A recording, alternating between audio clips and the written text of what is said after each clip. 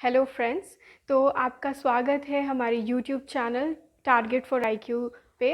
मैं प्राची आचार्य आज आपके सामने एक नए वीडियो के साथ आई हूँ। इसमें हम लोग बात करेंगे रेमेडीज़ ऑफ टॉट की। तो टॉट लॉ में हम ये जानते हैं, आप सभी लोग जानते हैं कि एक मैक्सिम है यूबी जस ईबी रिमेडियम।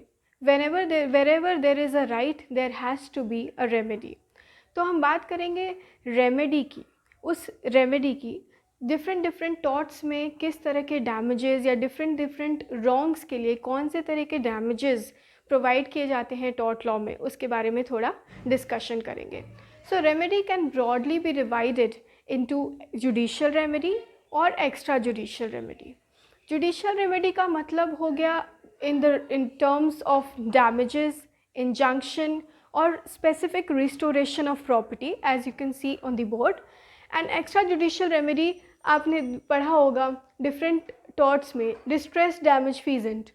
पर्टिकुलरली अगर आप ट्रेसपास के बारे में बात करें तो ट्रेसपास टू लैंड और ट्रेसपास टू गुड्स, इसमें इस तरह का चीज़ देखने को मिलता है। ट्रेसपास टू लैंड में डिस्ट्रेस डैमेज फीजेंट एक तरह का एक्स्ट्रा जुडिशियल रेमेडी।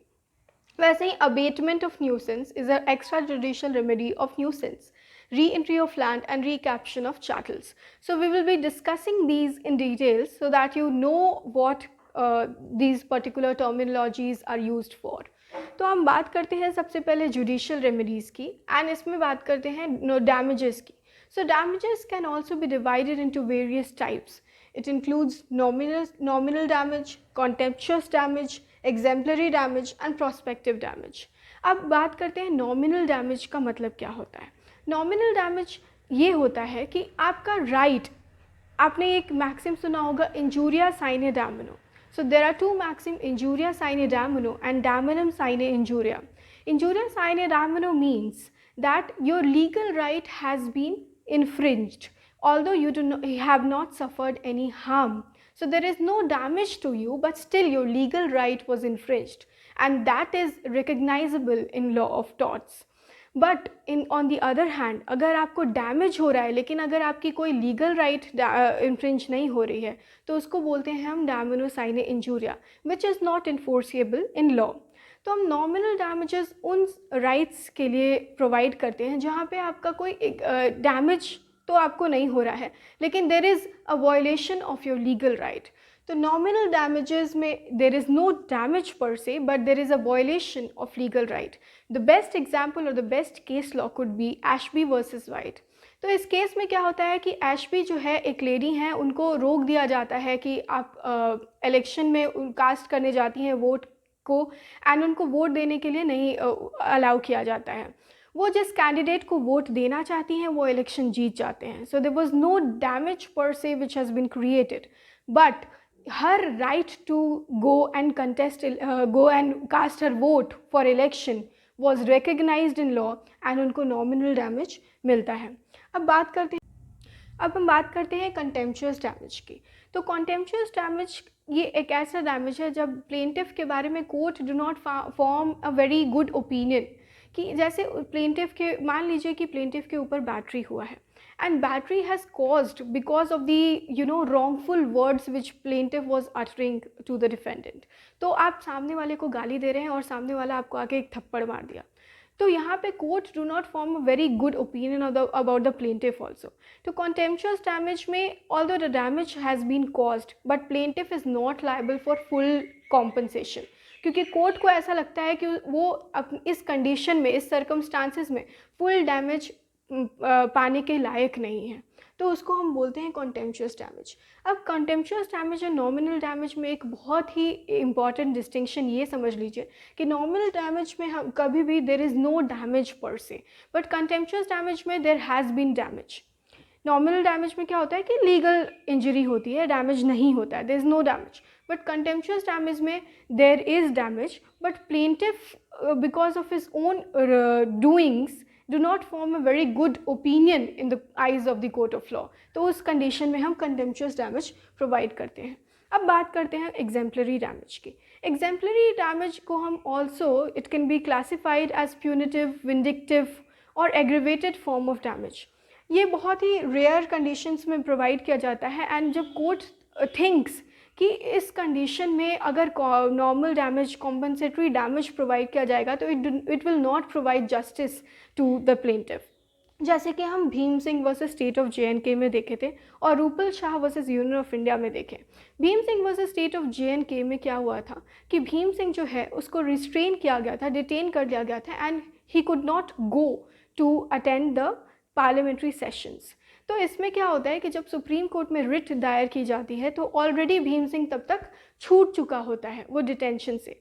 अब बात की जाए कि भीम सिंह तो छूट गया तो वो रिट का तो कोई मतलब नहीं होता है, बट देन उसको कोर्ट थिंक्स कि इस थॉट कि इस सिचुएशन में, इस केस के अंदर भीम सिंह को एग्जेम्पलरी डैमेज प्रोवाइड करनी ज़रूरी है एंड 50,000 अमाउंट जो है वो भीम सिंह को मिलता है एज एग्जेम्पलरी डैमेज। अब हम बात करते हैं प्रोस्पेक्टिव डैमेज की। तो damage can not be only constrained to present loss, it could be of future loss as well.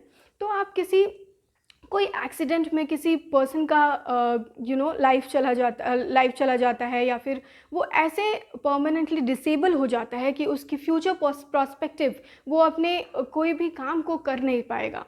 तो अगर आप उसका फ्यूचर वर्क प्रोबेबिलिटी का कम हो जाना, तो इन सब सिचुएशन में हम प्रोस्पेक्टिव डैमेज कैलकुलेट करते हैं and court provides prospective damage. तो इसमें क्या हुआ सुभाष सिंह वर्सेस राम सिंह की केस में कि प्लेंटिफ जो है उसको सर्जिकल शू बनाना पड़ा and his age was very less. तो फिर कोर्ट ने ये डिसाइड किया कि because of the negligence this accident has cause to the plaintiff and because he would be always on the surgical shoes, he would not be able to go to various avenues which was open for him in the future, and that is why उसको prospective damage calculate करके दिया गया। ये अलग बात है कि prospective damage और dependents की क्या liability होती है, dependents को कितना compensation दिया जाए। फैटल एक्सीडेंट्स एक्ट में इसको डिसाइड करने के लिए अलग अलग थ्योरी डिज़ाइन की गई है, जैसे कि इंटरेस्ट थ्योरी, जैसे कि मल्टीप्लायर थ्योरी। तो हम बात करेंगे इंटरेस्ट थ्योरी और मल्टीप्लायर थ्योरी की हमारी नेक्स्ट वीडियो सेगमेंट में, बट आज इस वीडियो में बात करते हैं हम इंजंक्शन और स्पेसिफिक रिस्टोरेशन ऑफ प्रॉपर्टी की। तो injunction can also be regarded as a judicial remedy. Injunction various types के होते हैं।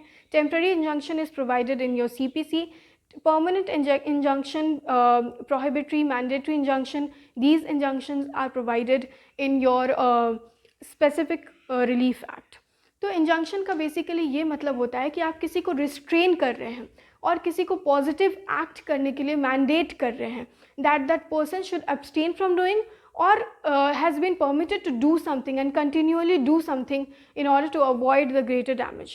So this could be regarded as injunction. It is provided under Order 39 of CPC. We'll be providing the details about injunctions particularly in a separate video. Now we talk about specific restoration of property. Specific restoration of property, there are few torts like conversion or detinue. तो उसमें क्या होता है, movable और immovable property का use defendant गलत तरीके से करता है। तो उस कंडीशन में court thinks justified to tell defendants कि आप जो है रिस्टोर करिए प्रॉपर्टी को। ठीक है, अब हम बात करते हैं एक्स्ट्रा जुडिशियल रेमेडी की। एक्स्ट्रा जुडिशियल रेमेडी का एक बहुत ही अच्छा एग्जांपल डिस्ट्रेस डैमेज फीजेंट होता है। डिस्ट्रेस डैमेज फीजेंट का मतलब ये होता है कि अगर प्लेंटिफ के लैंड में डिफेंडेंट का कोई चैटल आ जाए और वो उसके लैंड को हार्म करे, तो डिस्ट्रेस डैमेज फीजेंट का ये होता है कि वो उस चैटल को, उस दैट काउ और buffalo what ever has come to the land of the plaintiff, वो उसको रिस्ट्रेन कर सकता है, डिटेन कर सकता है till the point of time कि उसको कॉम्पनसेशन मिले for the damage done to his particular land. So that is called distress damage feasant. Abatement of nuisance का ये मतलब होता है कि the plaintiff can himself on his own can abate that nuisance।